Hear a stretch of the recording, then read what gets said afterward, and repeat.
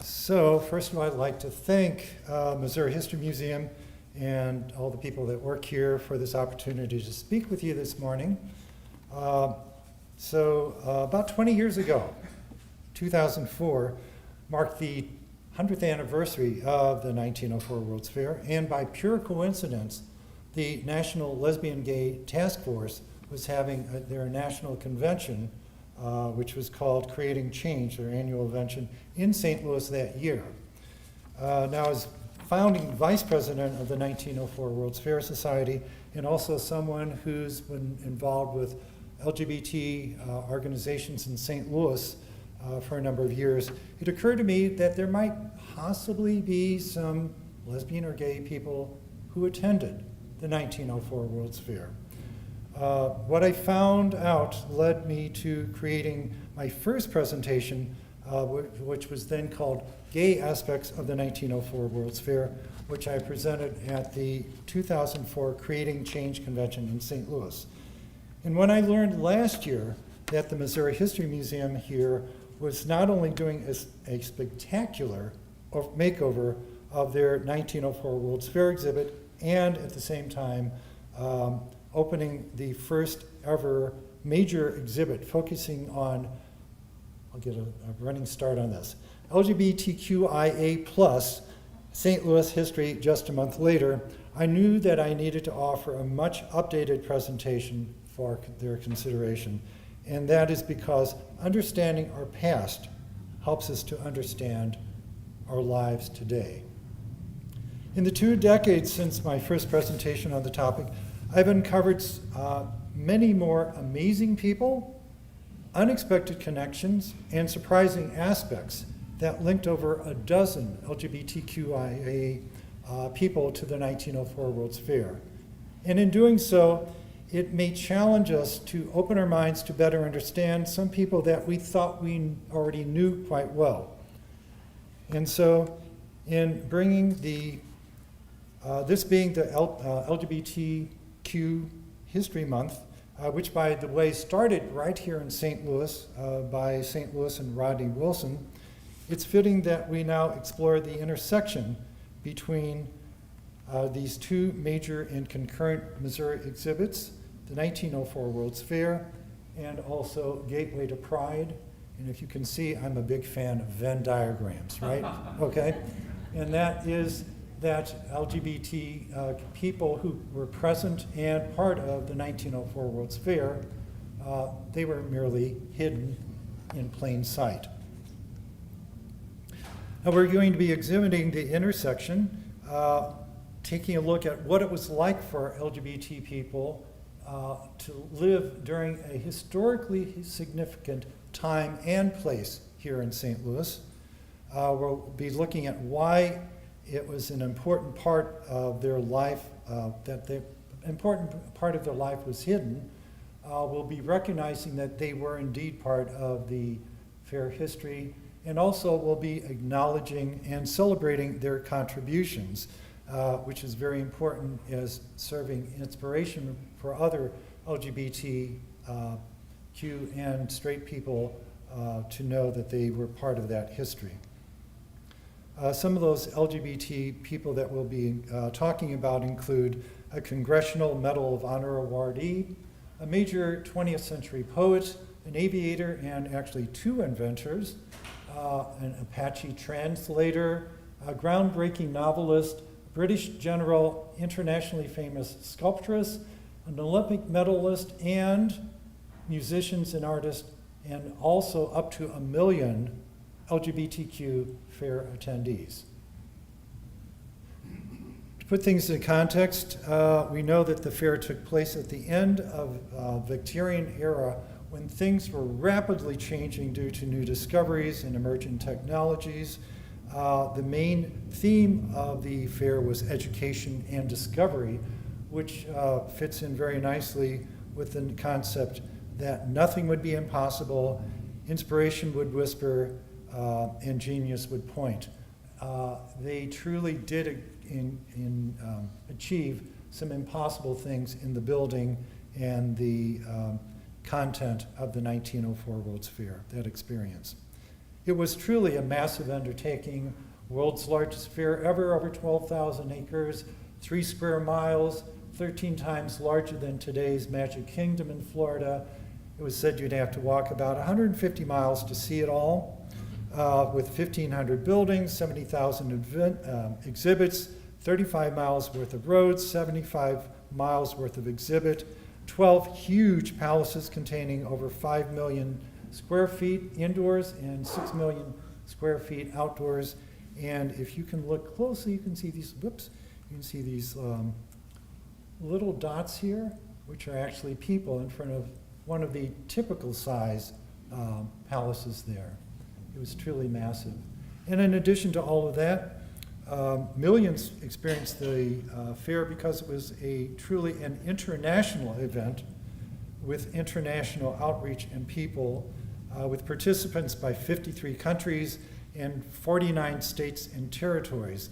This brought people from around the world experiencing each other's cultures while they're here. It was also the hosting of the 3rd modern Olympics, the first that took place in Athens, Greece, where it all started, the 2nd in Paris, France, and the 3rd, well, why don't we just hold it here in St. Louis? Also, this was an election year, which we're in right now. The Democratic National Convention held some of their meetings at the World's Fair, and there were important international congresses or conventions that took place, bringing ideas and people from around the world to share their knowledge. 20 million people attended, 50 cents admission, and for that reason, it was one of the few World's Fairs to ever turn a profit. It took 3 years to build, but was only open for 185 amazing days from April 30th to December 1st. And here we see where we are right now. We can find, and then this is a map of the fair as it existed back there in 1904.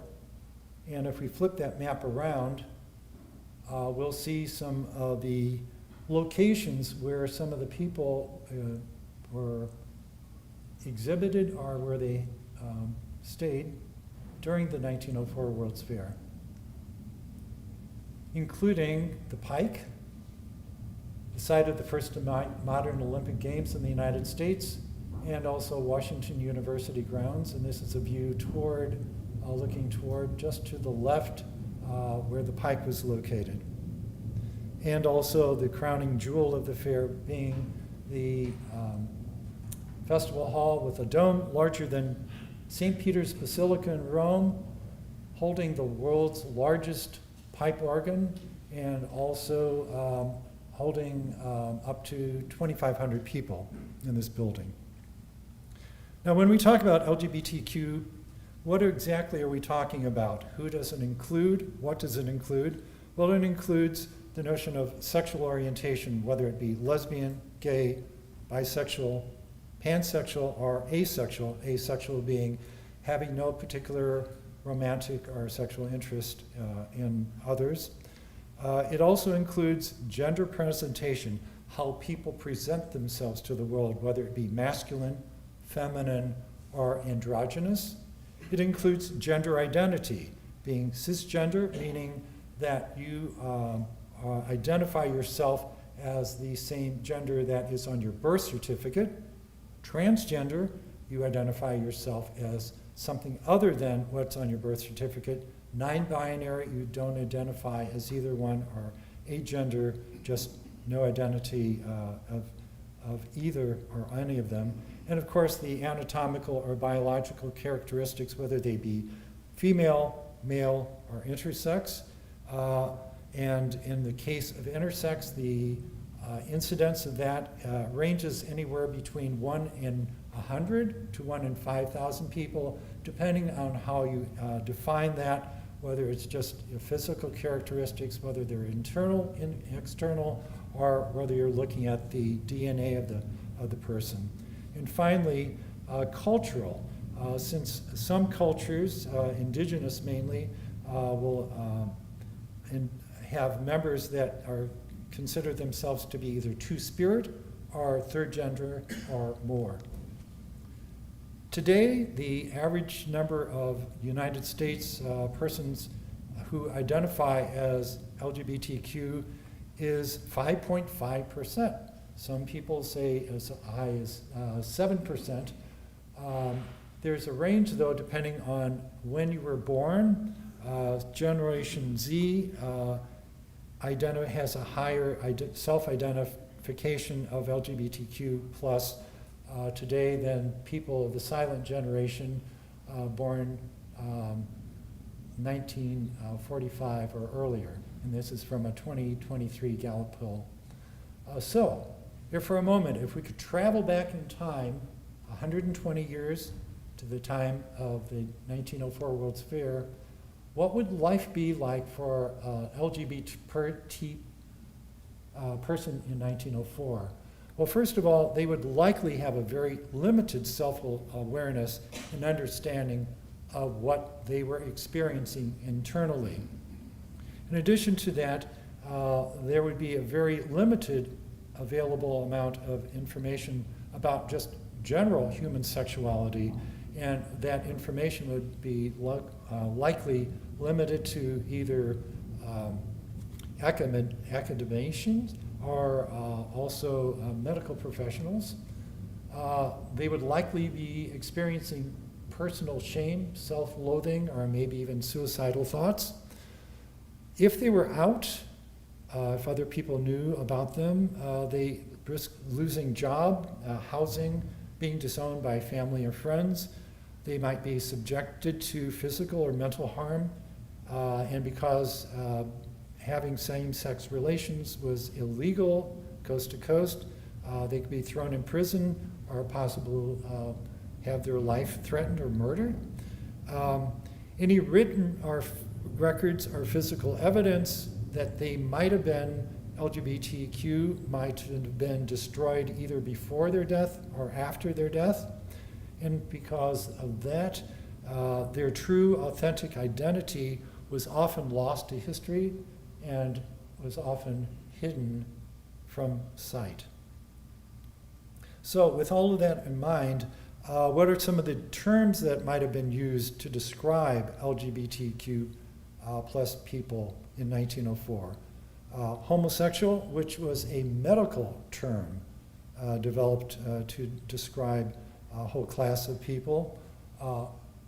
Psychopathic sexual pervert, sexual variant, deviant, degenerate, defective, or an invert. Now, these are all clinical terms that were regularly used by respected medical professionals to describe LGBTQ people. In addition to that, another term that was sometimes used was a yearning, a sodomite, a pansy, and one of my favorite, a confirmed bachelor. Okay? And more. So what was the treatment of LGBT people in the United States in 1904? Well, legally, same-sex activity was illegal nationwide. And for that reason, a person could be thrown in jail, subjected to hard labor, or receive other severe punishment. Medically, they might have been treated, since this was considered an illness, a sickness. They might have been subjected to psychotherapy, hypnosis, or aversion therapy which might have included cold water baths, purging, or in some cases, medical castration. In addition to that, religious institution might have been using prayer to save those persons' souls. And in addition to that, they could have been banished and condemned to eternal hell by their lifelong place of worship. Societally, occasionally LGBTQ plus people were tolerated or ignored, okay? Some people took a live and let live approach, and they might have been considered exotic or quaint individuals. However, they could also be subjected to ridicule, condemnation, being ostracized, marginalized, or isolated, and they also could possibly receive assault, murder, or attempt suicide. However, internationally, things were in many countries more progressive. For instance, in Germany, the sexologist Dr. Magnus Hirschfeld rejected the degenerative theory of homosexuality in 1901, and 2 years later, he conducted the very first large-scale survey concerning sexual preference, in which he found that 2.2% of men interviewed identified themselves as men who had sex with men. In England, the publisher Edward Carpenter published the first English language writings of same-sex love in 1903. And in the Netherlands in 1900, published the first documented lesbian personal ads in the newspapers. Russia was very progressive in that they changed their condemnation for 5 years to Siberia to a mere 3 months. So I guess that marked some degree of progress in 1903. So we can see here that there was really a compelling reason and need to hide one's identity and authentic identity. But with so much limited evidence, how do we know if someone would have been considered LGBTQ back in 1904 using today's understanding of what it means to be LGBTQ+. Since today's terminology and understanding of that identity didn't exist in 1904. However, if we examine the total historical evidence of that person's behavior, practices, their writings, and other circumstances, and at the same time look at if their total historical evidence is also not typical of their straight peers, and also closely parallels that of an LGBTQ+ person today, then we might rightly consider that 1904 person as likely being LGBTQ+. And if we take a look at some photos from that time period as part of the Nene Treadwell collections, we see some evidence, some very touching in many cases, evidence of some atypical presentation, such as this one of two men. And this one. These are all from the 1904 World's Fair time period. Or this one, and I don't know if you can see, but this one man has his hand on the knee of the other one, but the man on the right has his knee over the leg of the other man. So we can safely say that these were more than just good friends. And similarly, this photo. And finally, one of my favorite, from 1900s. This 1895 film shows two men dancing, and that was truly an atypical experience back then. Some of the early St. Louis accounts of LGBTQ+ people are shown upstairs in the excellent Gateway to Pride exhibit, including this 1843 masquerading ordinance prohibiting anyone presenting themselves in clothing belonging to persons of opposite sex. And then there's this St. Louis Post-Dispatch article that refers to Walt Whitman's visit to St. Louis, and here he's shown with his friend, who is his life partner, Peter Boyle, and there's a newspaper clipping in the lower right-hand corner from that visit. Unfortunately, Walt Whitman passed away before 1904. In 1882, Oscar Wilde, at the age of 28, visited St. Louis, and here is a newspaper clipping talking about his talk at the Mercantile Library Hall down on Locust Street, followed by a visit to Shaw's Garden. And you'll notice that the illustration on the right, the man on the extreme, on the left, the man on the extreme left is a caricature of Oscar Wilde, shown as a foppish pansy, but he was tolerated at that time because he was an entertainer. He was a brilliant writer also, but unfortunately, 13 years later, he ended up in jail in London for gross indecency. And that news was made worldwide and had a chilling effect on many LGBT people in terms of willingness to be public about their true identity. Some additional early accounts that can be found in the Gateway to Pride exhibit include this groundbreaking autobiography, The Story of a Life, and I can still remember going to Our World 2 to purchase this copy, and it really spurred my interest in taking further look at the possibility of LGBT people at the 1904 World's Fair.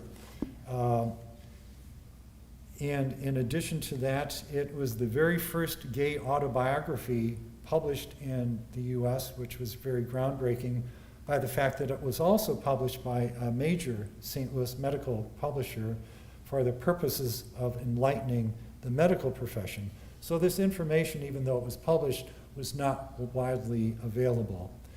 He identifies also some gay cruising sites, including this site at 6th and Outlet, which is close to the Railway Exchange building. He was 33 years old at the time of the 1904 World's Fair. We have no way of knowing, but he may well have visited the 1904 World's Fair, but we'll never know. Some other early St. Louis accounts of LGBT people included this St. Louis Society of St. Louis City Hospital, which referred to two men who showed an unnatural fondness for each other. And then during the 1904 World's Fair year, the St. Louis Medical Journal talks about a man who seeks castration to cure his homosexuality. He did undergo the procedure, and of course, it didn't cure his homosexuality. 2 years after the fair, the St. Louis Medical Review published an essay talking about the problem of sexual variance. And then in 1907, the St. Louis Medical Journal published an article that talked about black men arrested for masquerading as women and dancing with white men at a Mississippi levee dance hall near Eads Bridge. And in this one article, they accomplished the feat of being both racist and also homophobic in one fell swoop, by today's standards. Some notable straight people that were present and or participated at the fair included these luminaries. You might recognize some names, and it'd be really interesting to have been able to travel back in time and experience and see them firsthand. But in addition to these straight people, there were some notable LGBTQ people who also experienced or contributed to the 1904 World's Fair, and after their name, I've included their age at the 1904 World's Fair. In 1904, put things into historical context. They included Jane Addams, who was 44 at the time of the fair. She was a noted social worker, activist, and a women's suffragette. She established Hull House in Chicago, which provided education and also health care for immigrants and also the poor.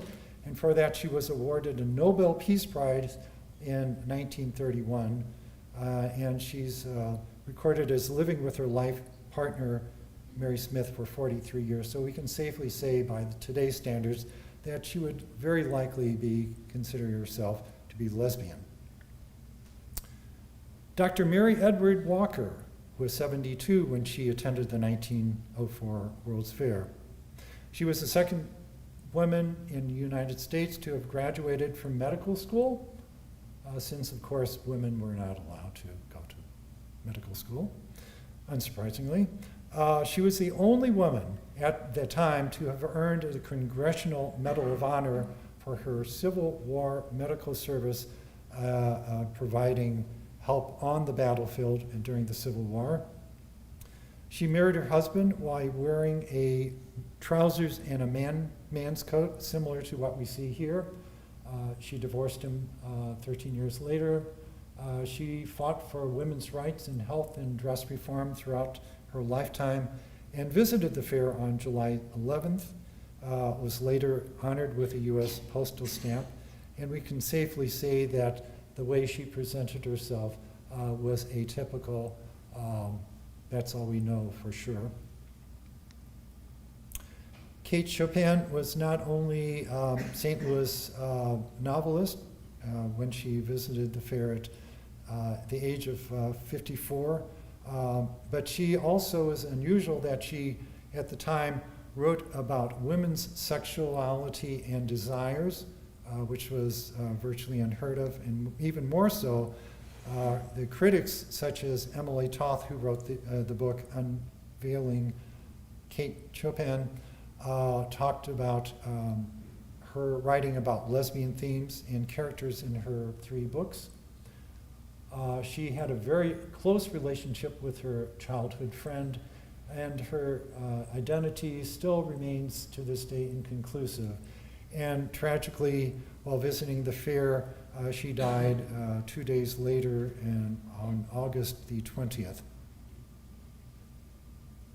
T.S. Eliot was a teenager at 16, a native St. Louisan, and he attended the fair throughout the summer because he had one of those World's Fair passes.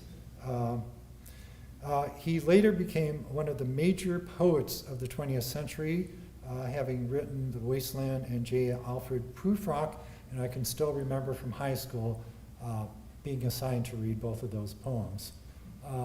He had been cited as being homosexual by several of his close peers, so he very likely today would be considered to be a gay man. Harriet Hosmer, who's featured prominently in the Gateway to Pride exhibit, was at the time the most famous sculptor of her time.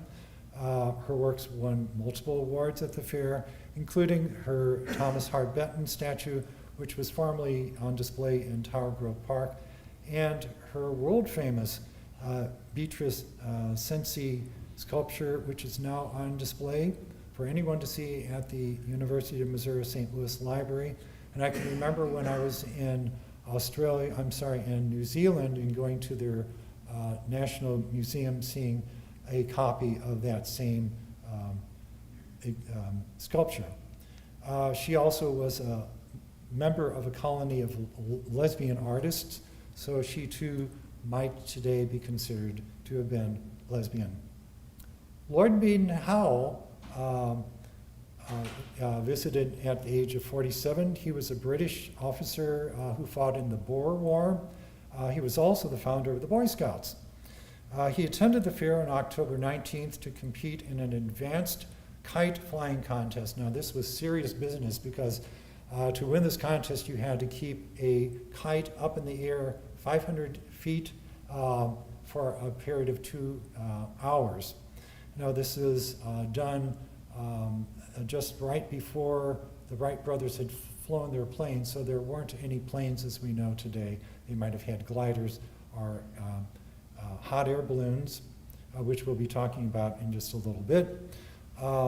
Major Kenneth McLaurin was called Boy by Lord Baden-Powell.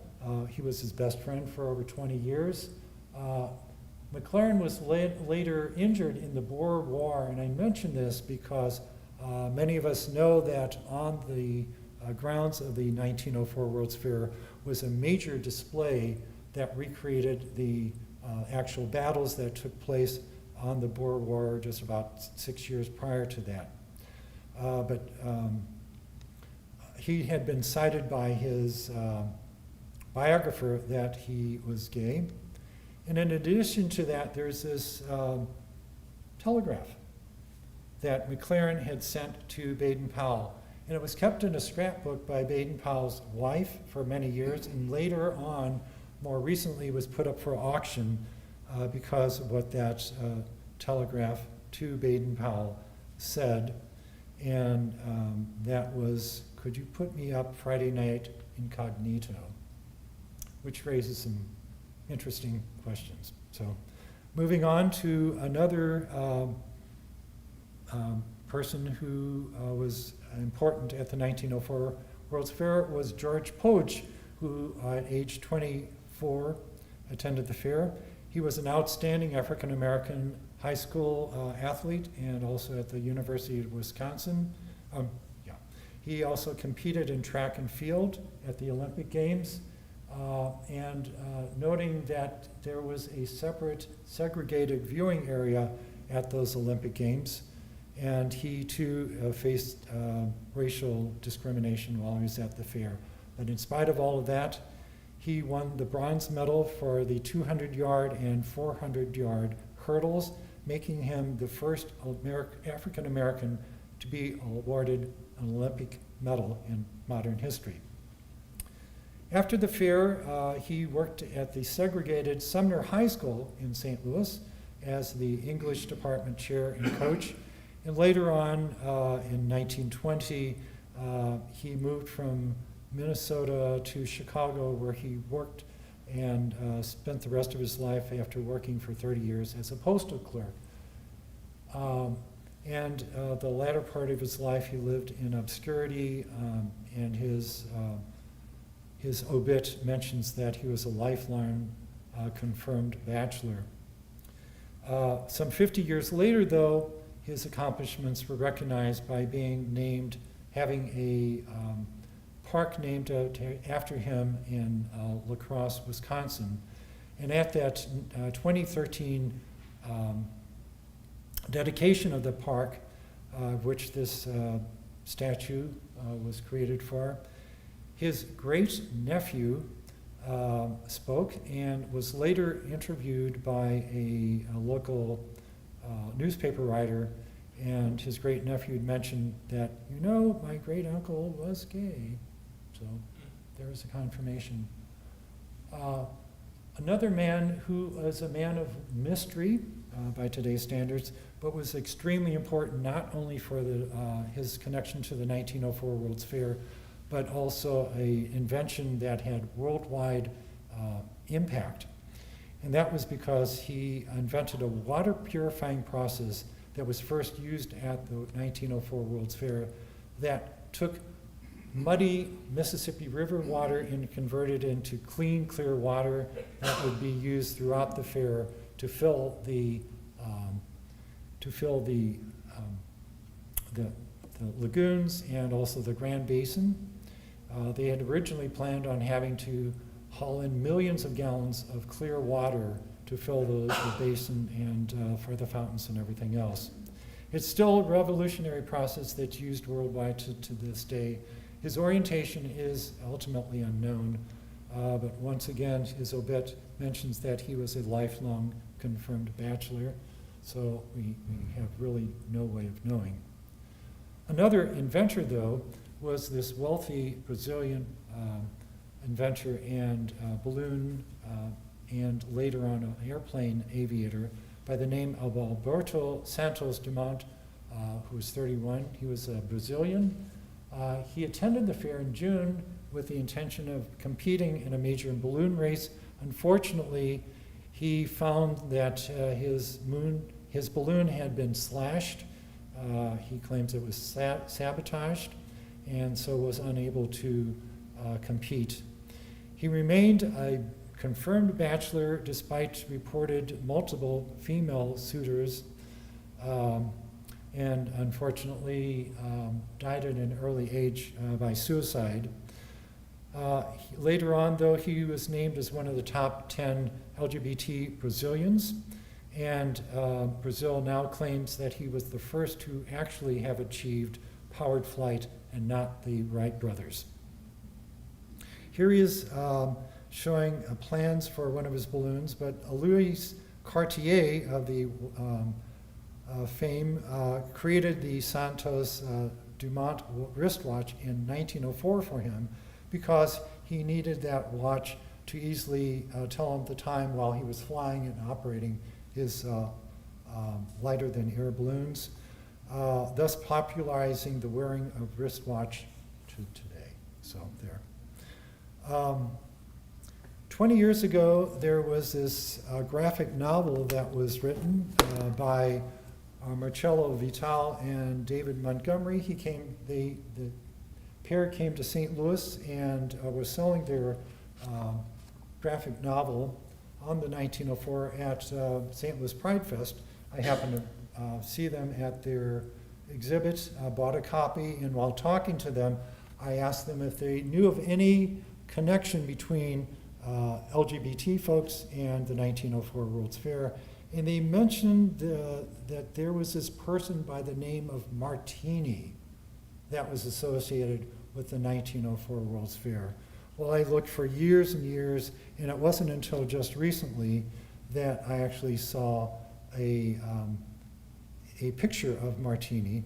But their book refers to the Cabaret Braun, and it says, of course, there's always a gay crowd at Cabaret Braun in Paris, Paris being one of the exhibits on the Pike, the amusement part of the fair, where the bohemian cafe types and racy dancing girls could be found.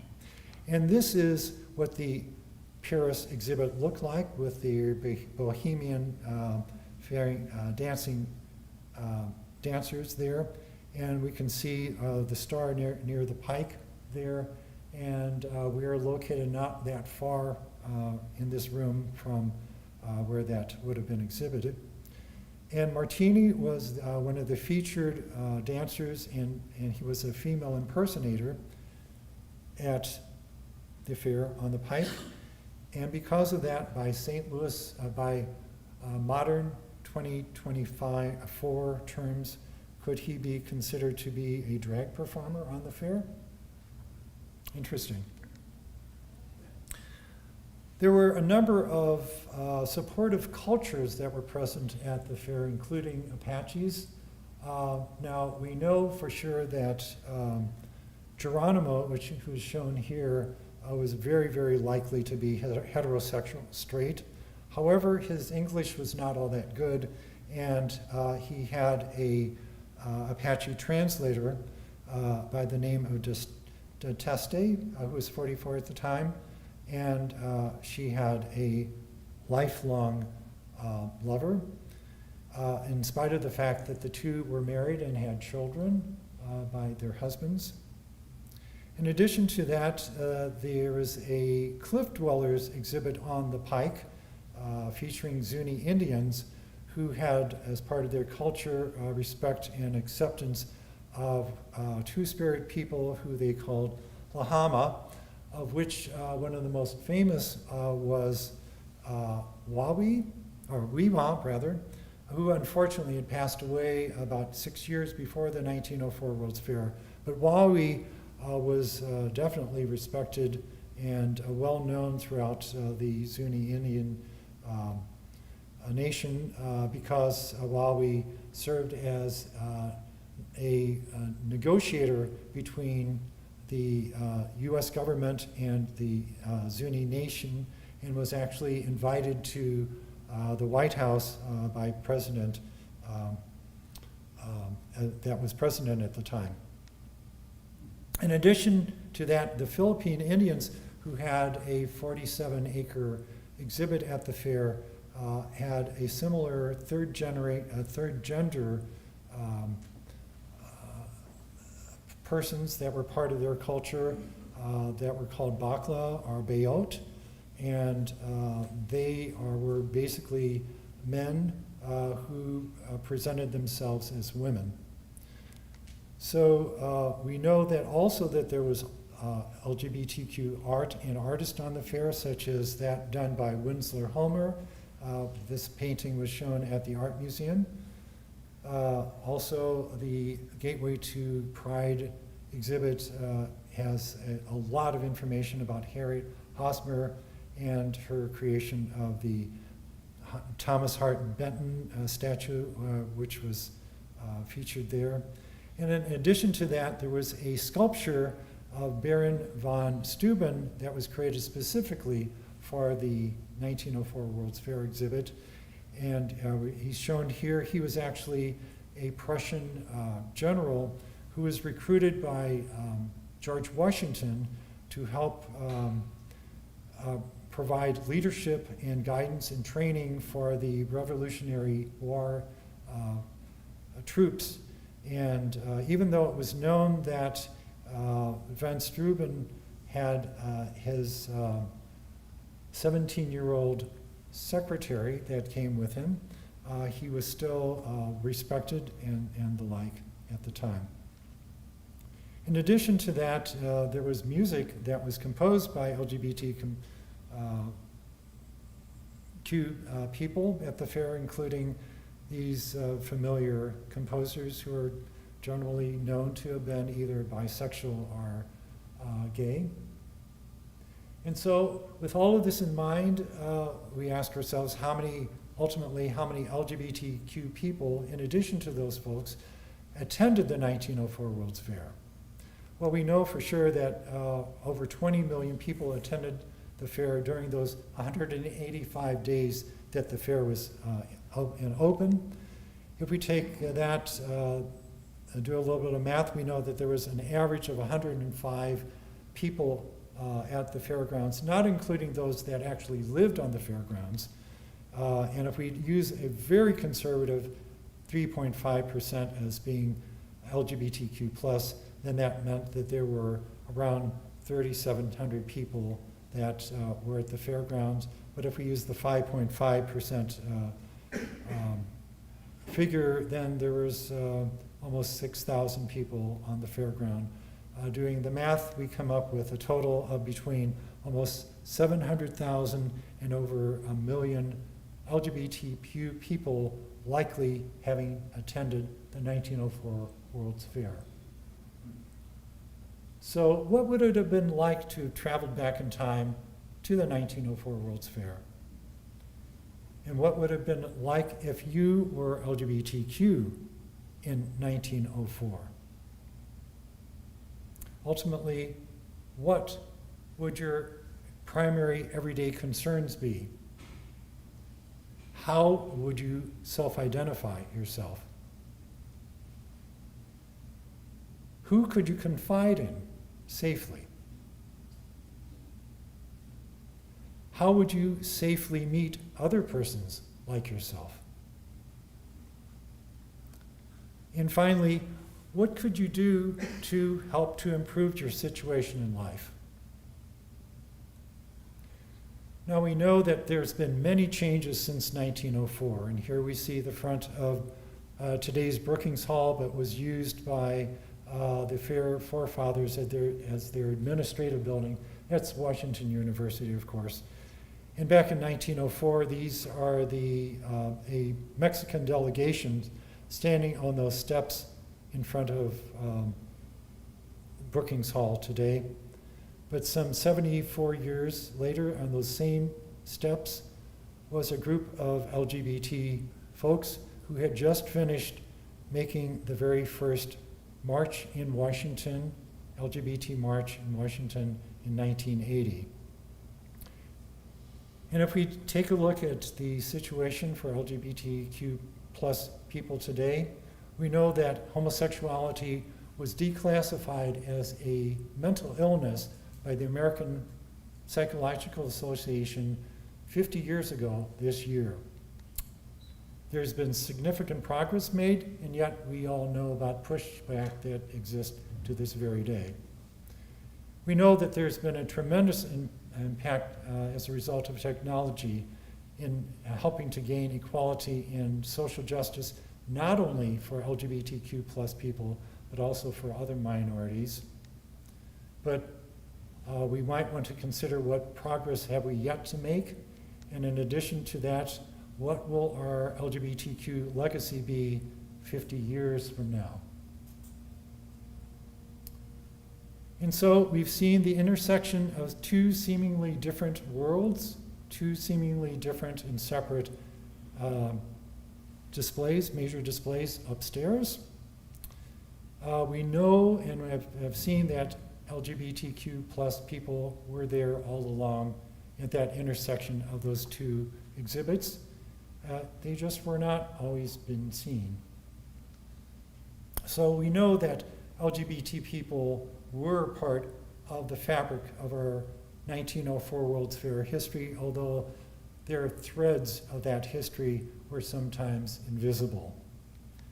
And by the same token, we know that LGBTQ people are part of the fabric of our 1904 World's Fair history even to this day.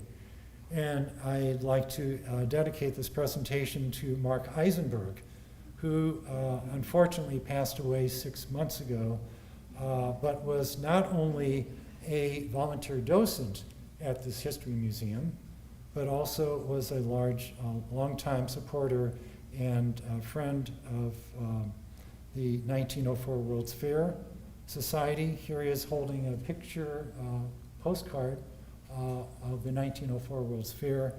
And he also was an active member and board member of the St. Louis Prime Timers Organization, which is a nonprofit organization, social organization for older gay and bi and trans men.